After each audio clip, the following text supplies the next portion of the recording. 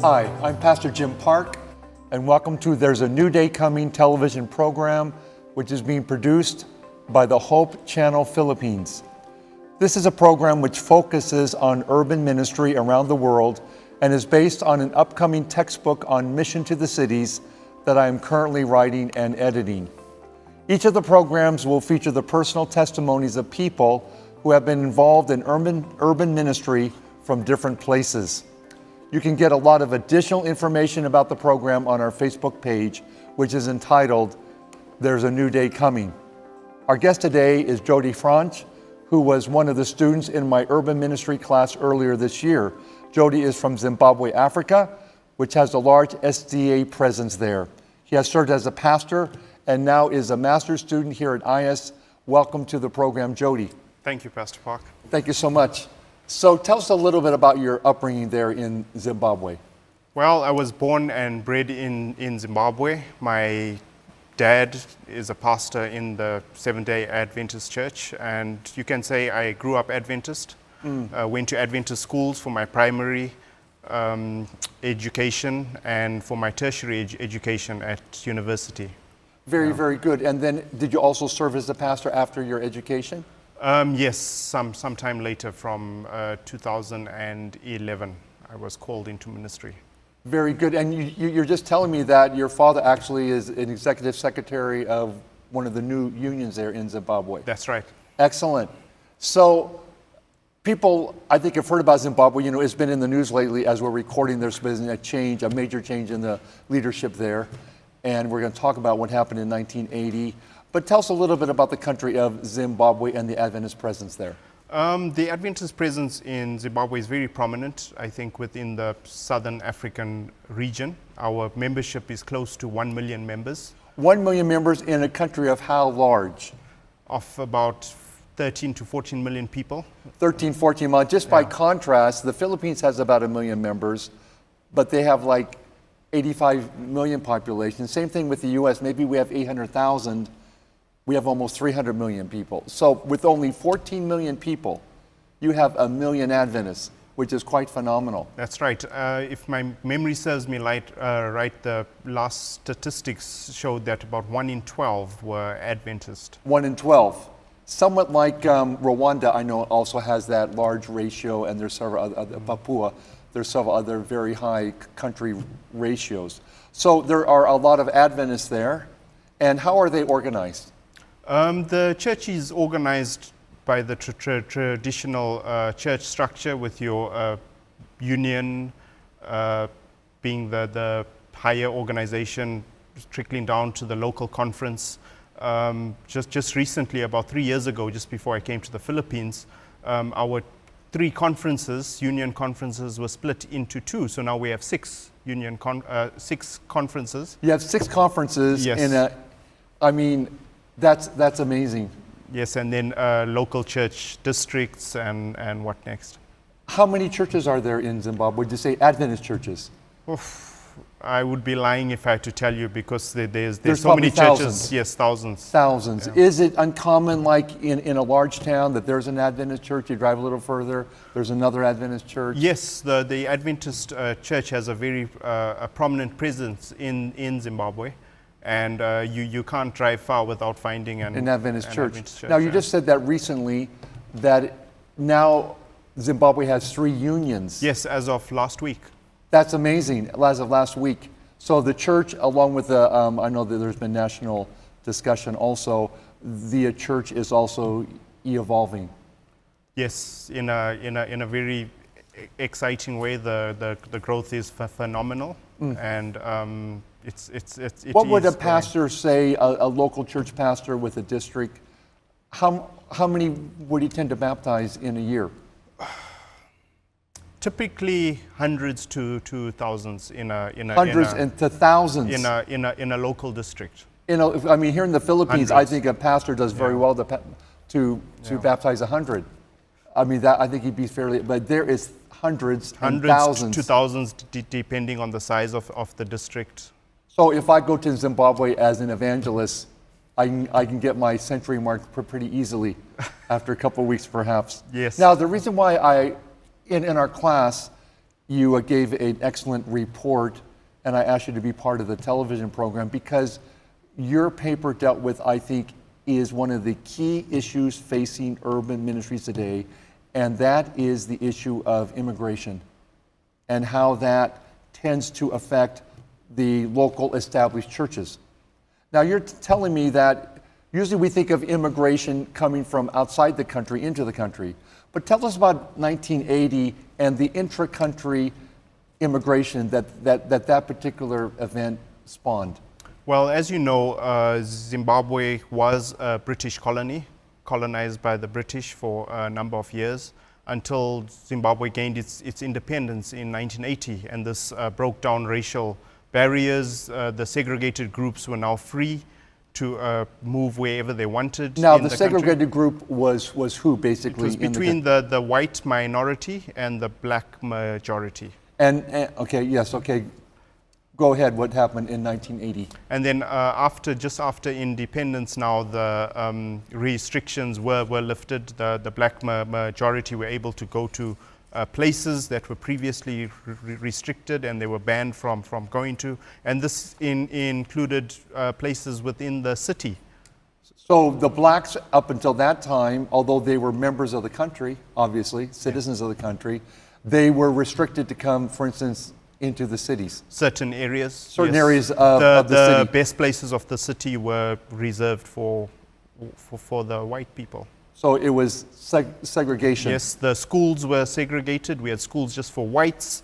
We had schools just for the coloreds, which are people like me, mixed between black and white or Indian, and there were specific schools for the blacks as well. And so after 1980, those barriers broke down. You had a black president, obviously, yes. Robert Mugabe. Yes. That just there was a transition there. And then what happened? How did the segregated black group? What happened within the city structure? Within the church, or just generally?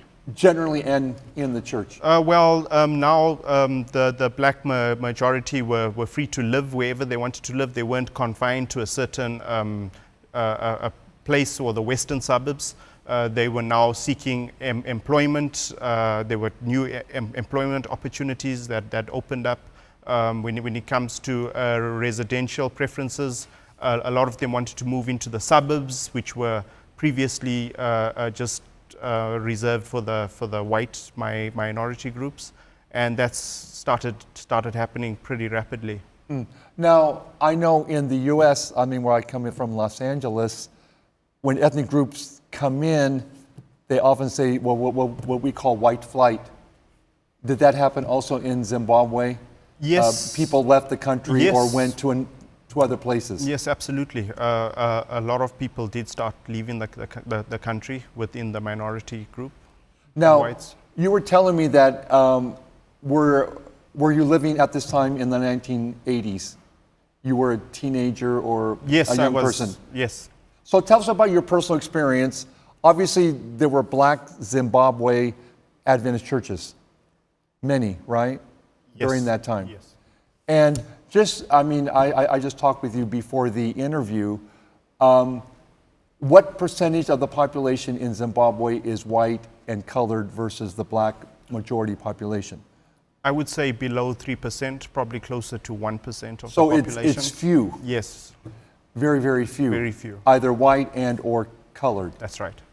So you have, after 1980, you have these churches. There's white churches. They were all white churches. Yes. Or they were colored churches. Yes. Or a mixture of the two. Yes. What happened when the black majority, by far the majority, started coming into traditionally white or colored districts? I'll give you an example with what happened to my home church. Your home church? Yes. My parents lived in the community or the suburb which was designated for the coloreds, and there was an SDA church there. So just after independence, a lot of the blacks also started coming into the suburb and moving there, settling, and quite naturally they wanted a place to worship, so they also just started coming to the church, the local church. in the suburb. And so, how big was this local church that you were attending as a young person? I would say about between 150 and 200 So members. it's a medium-sized church? Yes, medium size. And did the black, how long, I mean, what was the, I'll say, the infusion of the black people into the church? Was it a gradual process? Just a few families a month or something? It What- was a what gradual happened? process, but it happened pretty rapidly. Like over a period of I would what say time? maybe 5 years. 5 years. 5 to 10 years, I would say. So let's say you have a church of 200 with mostly whites and, or I guess you said colored. Colored. Did the church grow? Indeed, it did. And so did it go to like to 400? No, because the size of the church wouldn't allow it to grow. So what happened, branches were opened I see. in I see. other areas. So after 5 years, what did the church look like? It was mixed, very multicultural. Would you say it was multi-ethnic. 50-50? At one point in time, yes, I would say so. After 3-4 years, it was maybe 50-50? I can't remember the exact amount of time, but it did take a couple of years. It took several years. Now, did it remain that kind of balance, or did it go into other type of ethnic, cultural Now characteristics? it's a predominantly black church. What would you say, 60, 70, 80%? Probably 90%. 90%. Yes. Now, And the colored people in their own area are a minority in the church. are they also a minority group within the city area there? Today, yes, I would say so. Yes. So, did the blacks have a similar language and culture to the coloreds? No, their language was a vernacular language, Ndebele, which is close to Zulu. It's like I see. a dialect of Do Zulu. you understand Zulu? Yes, about 50%. About 50%, I but you speak grew it up badly. basically English speaking? English speaking. Did most of the coloreds grow up English speaking? Yes. When the blacks came into the church, did they have their own like Sabbath school class, Zulu Sabbath school class? Yes, that they did start having a separate Ndebele class Yes. for them. Now, as I have also experienced this in Los Angeles, the big war tends to be who is going to dominate during the worship service. And was there any change in the worship service gradually over the years to your local church? Yes, the worship service did change. It started more leaning towards the black culture way of worship. And tell us about how that would differ from, I mean, you're from British culture, which tends to be somewhat, how should I say, can be formal and Yes. not quite so excitable. Yes. There's nothing wrong with being excited at a worship service, but tell us how the black worship service perhaps was somewhat different than what you were used to. Well, when we talk about worship, the singing style, because of the vernacular language, the song choices were different, and the overall style of singing, it's more a choral, Okay. and that's a good example. Was there a time when there was a pastoral change where it went from a colored pastor to a black pastor? Yes, a number of times. A number of times. Yes. And so that was kind of a major thing, I would suppose. Well, a it major had transition a huge influence on how the church was run. on how the church was Yeah. run. Yeah, because I think we can say with immigrant or any cultural group, their worship service and administration style, and as we'll see, space style, is not wrong, it's just different.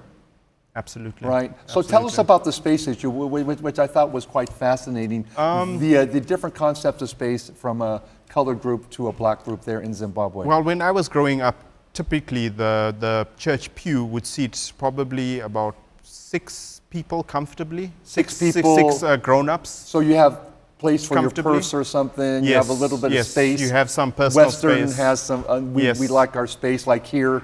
Absolutely. We're not shoulder to shoulder.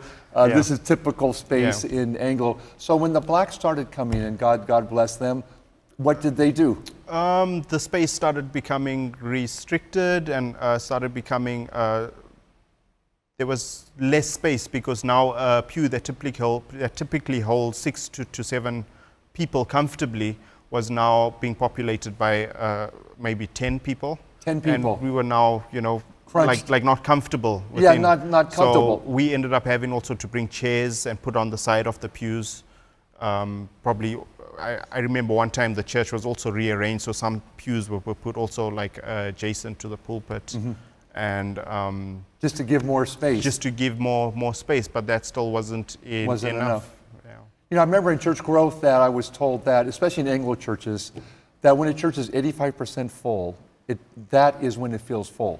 Not 100%. You already should have bought, expanded the sanctuary, because 85%, if I come into a church and 85% full, then I say this is a full church. No, there's a seat over there. Yeah, but it's in between these two people. Yeah. So I think you had the same space issue, Yes. where maybe a black congregation says, well, it's not full until it's 110% full or 120%. Now, Yes. now it's full. And by the time we got to church, the church would be full, because the Would they also black arrive members earlier? will arrive, who were actually coming from, some of them from the rural areas or just outside of the city.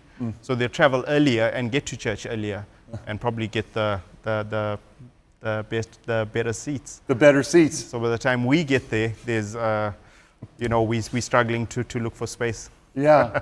So, I noticed that in all the churches that I have pastored, people tend to sit in certain places. Yes. And maybe their families have sat there for years.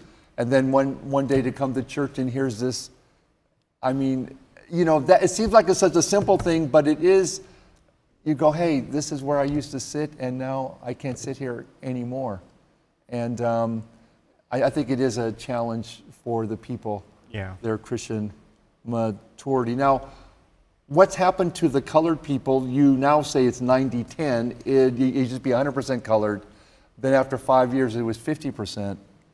And then it probably reached a tipping point around maybe 60, 70%, where now the pastor is consistently black.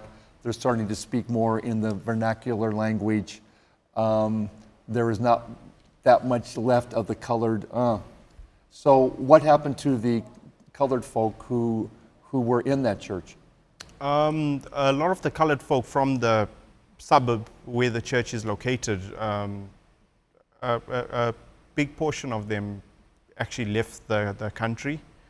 Left the country? Yes, for greener pastures. And this just opened up the door for, the blacks to come in, and the rest retreated and formed branches, but they began hiring like Pentecostal churches to worship in, because they didn't have a church. Sure, they rented. Yes, so now, we were renting. One thing that I always felt, I don't know how you feel about this, but the colored people had built the church, right? Yes. They had sacrificed. My grandfather. And your grandfather? Yes. Did he build the church, help build the church? Yes, he did. He was one of the foundational... One of the pioneering... One of the pioneers. Members of that church. And then your father was also pastoring there? At the time, no. But you were going there? Yes, we were attending there as a family. I see. So obviously your family sacrificed to build the church, and now you turn around and you really can't go to church there anymore. So, today it's different, and maybe we can get to that later. Okay. Because the conference intervened and designated certain churches within the suburbs and the cities as multicultural English-speaking churches. Oh, really? And that church, my home church where I grew up, is one of them. I see. So the conference that I've always felt it has a sisterhood of churches. Yes. That they have oversight over all the churches. They were proactive and said, "Look, we need to reserve certain churches for the colored." Yes. Well, for the minority groups. For the minority, the white, colored, English-speaking. Yes, non-vernacular speaking. Now, that to me would seem to be a somewhat difficult political process. I mean, here, people are already going to this church. How did the conference handle that? I'm pretty fascinated. I think also because of the rapid growth within the Seventh-day Adventist Church, a lot of branches have been started from that church. And I think when this decision was made, a big chunk of the black community went and helped to start another church, which opened up, which made some room for the other members to come back. Your church became like a mother church. Yes. And it spawned daughter churches, which is Yes. fantastic. It is the best way usually to grow in an urban environment. I know in Los Angeles we have a Spanish church called the Central Spanish Church, or the University Church is a black church, and they have had many daughter churches over the years that eventually grew up and became independent churches on their own. So this is what happened in Zimbabwe. Yes. Now, again, I think the conference has done a fantastic job in just recognizing that, because at this point the conference, what was the cultural makeup of the conference leadership? Predominantly black, I would say 99% Black. Yet they still had regard. When I was employed as a church pastor in my local conference, I was the only pastor of color. Out of 60 pastors, I was the only non-black pastor when I was employed. How did that feel? I felt special. You felt special. That's pretty amazing. And one of the reasons I was employed is because there was a big need, and the church at large recognized the need to reach out to the marginalized minority Wonderful. groups, the whites, the coloreds, the Indians. And they realized that in order to do that, you need two things. You need a church and you need a pastor. Yes. To have that. Yes, indeed. There's a couple things I'd like to ask. First of all, usually with immigrant groups, after the second or third generation, the children especially, they want to learn English. They want to be part of that cultural experience. Have you seen that also in Zimbabwe, where after a generation, people get college educated, the blacks who maybe were vernacular, etc., because of their education, do get acculturated into the colored or white culture more readily? Excuse me. Yes, but also Zimbabwe has one of the highest literacy rates in Africa. So English is taught from primary school. I see. And a lot of my friends that I grew up with, we learned English together, although it was my first language. It is my first language. They speak it pretty fluently. Excellent. And but then when independence happened, I think it was more of the educated, the much more educated black majority who felt we would like to worship in a more English-speaking yes, that's what I was environment, referring to. a more Western Very good. type of style. And so yeah, you can say it did have a certain influence. Now, one thing I'm fascinated about, how does the conference keep a church that is designated as a minority church? How does it keep it as a minority church and not go back to a majority church? I mean, how's that handled? The churches in my hometown, in the district where I was pastoring, are mixed. We have blacks, we have whites, we have coloreds. Okay. But the style of worship is, well, the language is strictly English. I see. For obvious reasons. When it comes to strictly keeping it that, I think it's just known now that those churches are multicultural. Multicultural. Designated as multicultural and so, churches. it just says we're going to have minority pastors there. It's English only, and we're going to keep to that DNA, and not allow it to go. Yeah, I think that's one of the few conferences that I've heard of that has been proactive and tried to designate pastors so that the minority population, although it is a minority population, is it an important part of the society? Yes, indeed. We are all Zimbabweans, so we are. I mean, I don't identify myself as anything other than Zimbabwean, although my dad is Indian. But your dad is Indian? Yes, of Indian descent. He's Indian, so I'm half Indian. Yes, excellent. Well, I tell people there's two groups that are everywhere, the Chinese and the Indians. They're everywhere in the world that I go.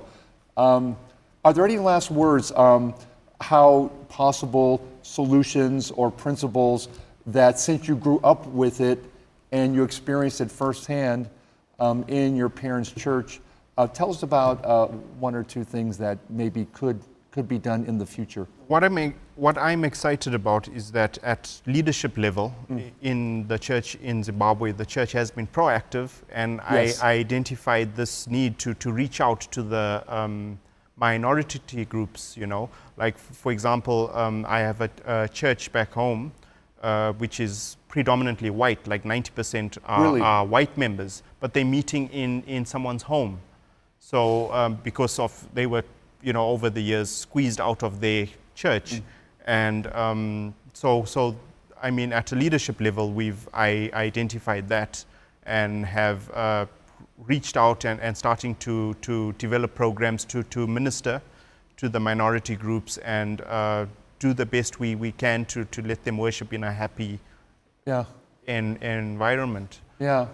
You know, it's funny sitting here as an American that you mentioned white as the minority group. It's just a funny part of the world. It's just a different perspective. Well, I think Zimbabwe, I'm very interested. Jody, I hope that you will continue to write about it, because perhaps you can provide, your country can provide some guidance. Because I think this immigrant challenge of a large immigrant group coming into a settled area and how to manage it, it will be an ongoing challenge for the church. If I can just mention one last thing, just adding on to what I was saying just now. The church at conference level and at union level have even set up a whole department to help tackle this issue. So A whole department. We have a multicultural department at union level. There's a union director, and at conference level with the conference director to just help with this. Well, maybe I'll be in contact with them. I think that is a very proactive move, and I really hadn't heard it from it anywhere else. I'll have to follow that with some research. Well, that's the end of our program, and remember that this program is based on Jonah 4:11, where God asked the reluctant prophet during his ministry to the lost souls of Nineveh, "Should I not be concerned about that great city?" May God bless us all as we work together to make sure that his kingdom comes. God bless us all.